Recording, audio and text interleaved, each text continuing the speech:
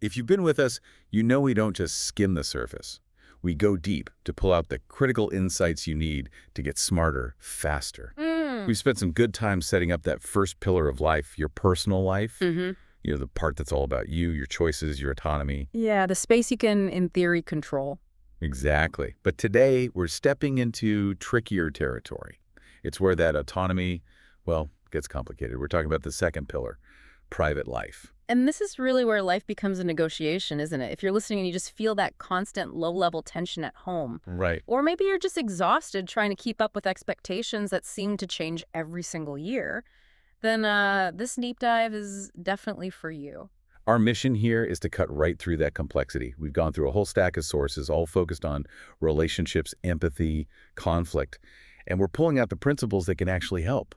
The goal is to move from that feeling of being overwhelmed by family dynamics to feeling, genuinely equipped to handle it. So let's start with a clear definition. What is private life, fundamentally? Well, at its core, private life is the shared space. It's the people you live with, the people you love, your family, your spouse, your children. Okay. And the sources all insist that unlike your personal life, which is driven by your own will, your own choices, private life is guided by something else entirely. It's guided by morality, by shared values, and empathy.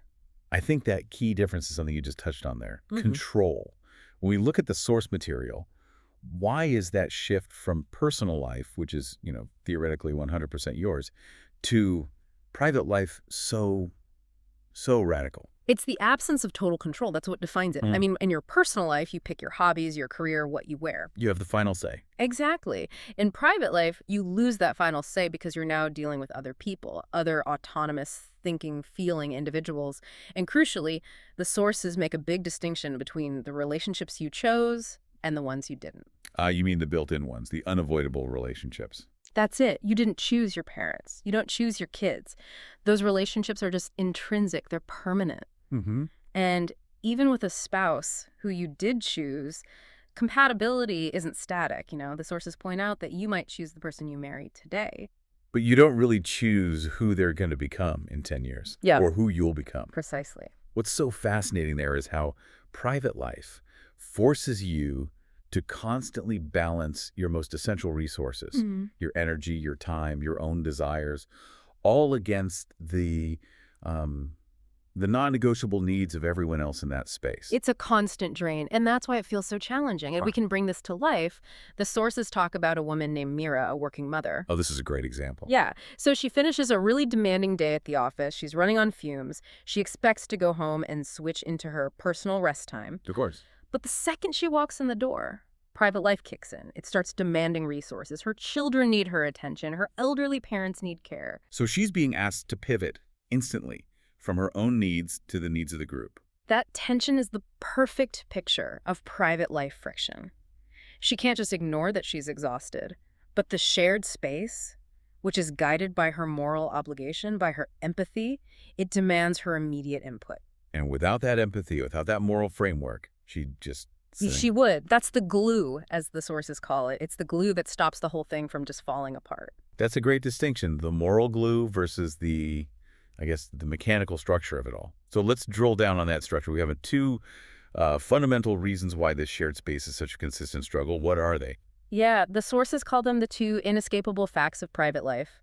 We already touched on the first one, which is limited choice. Right. You're essentially locked into relationships with your family members. You have to navigate them, whether you have a great personality fit or not. You can end a friendship, but you can't really end your relationship with your child or your parent without a profound, permanent break. That relationship is just there from day one. It's the matrix you're born into. So what's the second factor that drives all this conflict? The second one is constant change. Everyone in that private circle is evolving all the time. Yeah. Kids mature, partners find new goals, parents get older, and you yourself are changing. And this means that the unwritten contract of expectations, what you owe versus what you get, it's never set in stone. So a rule that worked when your kid was a toddler is totally useless when they're a teenager. Totally irrelevant. And that collision of shifting realities, that's where so much the friction starts. I was really struck by that example in the sources, the one about the generational clash. Oh, the father with the family business. Yeah, you have this father, he spent his whole life building a successful business. For decades, his one expectation was that his son would take over right after graduation. A very static, fixed expectation. Exactly.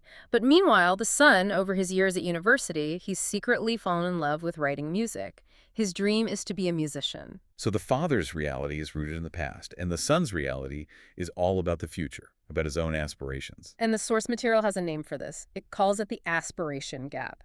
It's a conflict that's not fueled by anyone being a bad person, but just by the unavoidable nature of change. Okay, so if conflict is basically baked into the system, into a space with limited choice and constant change, then we need a toolkit, right? Yeah. It's not enough to just analyze it. We need actionable steps. And before we get to the tools, I was struck by how the sources frame them.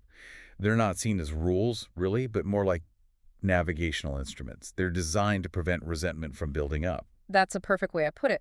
The goal of these tools is to stop that inherent tension from, poisoning the well. So let's walk through the 5 key strategies the material outlines. Okay, number 1 is so fundamental, but we so often forget it. Communicate openly.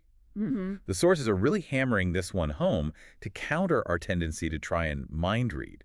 We just assume we know why our partner is upset. And assumption is the enemy of clarity. You have to just ask. Just ask. Yeah. Okay, number 2 gets right at that mirror problem, how you protect your own personal space. It's set boundaries. This is so critical. It's about making sure your personal space is respected, even when you're in a shared private life. But here's a question, and it's one I think a lot of people struggle with. Doesn't setting a boundary feel selfish? Like you're choosing your needs over the harmony of the group. How did the sources square that with empathy? That is a brilliant question, and the sources are very clear. An effective boundary is communicated with empathy. Yeah. It's not delivered as an ultimatum. Okay. It's not there to punish someone. It's there to preserve the energy you need to keep the relationship going. So a boundary that's communicated clearly, like, I need 30 minutes of quiet when I get home from work so I can recharge and be fully present with you later, that's an act of preservation. It's not exclusion. That makes a lot of sense. You're protecting the resource, not avoiding the person. No. Okay, tip 3, empathy first. Right. Actively trying to see the world from their perspective. This is so crucial in those relationships you didn't choose, like with an aging parent or difficult teenager. Yeah. And number 4 is a huge one. The sources spend a lot of time on this. Avoid scorekeeping. Ugh, yes. This is where the whole dynamic shifts from being about a moral, reciprocal relationship to a transactional debt system. It becomes a business negotiation. It does. If you're keeping a running tally of, I did this for you, so you owe me, the relationship stops being about investment and starts being about profit and loss. And the second it becomes transactional, trust just evaporates. If I'm only helping you because I expect something equal back right away, that's not coming from a place of love or morality. That's the core insight. The scorekeeper is constantly checking the balance sheet. But a healthy private life, it runs on emotional and moral contributions. Scorekeeping just destroys the very idea of selfless giving that makes it all work. And finally, tip 5, the classic communication tool. Use I statements. Focus on how you feel. It completely sidesteps that automatic defensive reaction that you get with blaming language. So, I feel dismissed when the dishes are left out, instead of, you always leave your mess everywhere. And if we bring it back to Mira, she used these tools perfectly. Instead of letting her exhaustion build up into resentment, which would have led to blaming, she used clear communication and an I statement. She just said, I feel so overwhelmed and drained after work. Can we have a quick 15-minute family meeting to divide up the evening chores? So she acknowledged her needs, she set a soft boundary, and she invited everyone to collaborate. It prevented the whole thing from blowing up. Exactly. I found this next section on morality to be maybe the most critical piece of the whole puzzle. We've set up that communication and empathy are vital, but why do the sources insist that morality and trust are the absolute bedrock? Why isn't just being a good communicator enough? It's because private life runs on an honor system. There's no external enforcement mechanism. Okay, what do you mean by that? Well, think about public life, which is the next pillar we'll get to. If you don't pay your taxes, the government comes after you. It punishes you legally. If you break a professional contract, you can be sued. The enforcement is all external. Right. But nobody can fine me for forgetting my mom's birthday? Or for being a generally absent father? Exactly. No one can legally punish you for failing to meet your private expectations. And because there's no external policing, the enforcement has to be entirely internal. It has to be driven by your own moral compass, and it's regulated by the social and relational consequences. So the consequence is that the relationship just goes bankrupt. Mm. If you consistently fail to make those moral investments, people will stop helping you. They stop trusting you. Morality is what sustains these relationships. It ensures that reciprocity is voluntary and strong. When you act morally, you're making a deposit into that relationship's trust bank. And the sources are clear that this investment is what keeps the relationship afloat during a crisis. That anecdote about the son who supports his parents through a serious illness just beautifully reinforces this idea. It does. That commitment, that deep moral deposit, it's made without any expectation of an immediate return on investment. And then later, when the son faces his own completely unexpected crisis, the parents, without even being asked, they stand by him. They offer whatever support they can because that moral history is solid. Private life demands that kind of moral investment because, unlike a contract, the return is earned through faith over the long haul. That brings us to the ultimate question then. We've defined the space. We've accepted the conflict. We've laid out the tools.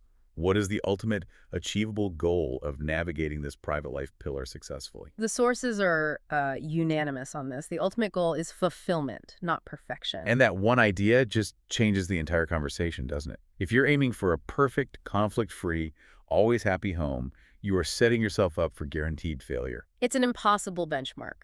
Conflicts are not only inevitable, they're actually necessary. They are points of growth and adjustment. Success isn't found in avoiding the conflicts, but in how you handle them. Yes. Handling them in a way where you choose empathy and moral integrity over just being selfish or blaming someone else. You navigate the conflicts without letting them breed that deep resentment that eventually just tears the whole thing apart. So the real objective is to live a fulfilling, messy, but robust life within that shared circle. Exactly. That is such a powerful framework. So the core message here for you, the listener, is that private life is really about sharing, caring, and moral investment. And while you can't control all the variables, you can't pick everyone in that circle, you can't freeze time, you can always choose empathy. You can always choose communication and morality as your path to that hard-earned fulfillment. And that leads to a final provocative thought for you to consider.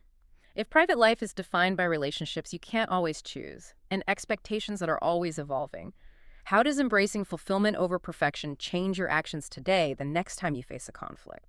Just think about it. Where are you fighting for control versus where do you need to be embracing that shared moral navigation? Nurture your private relationships with empathy and with clarity.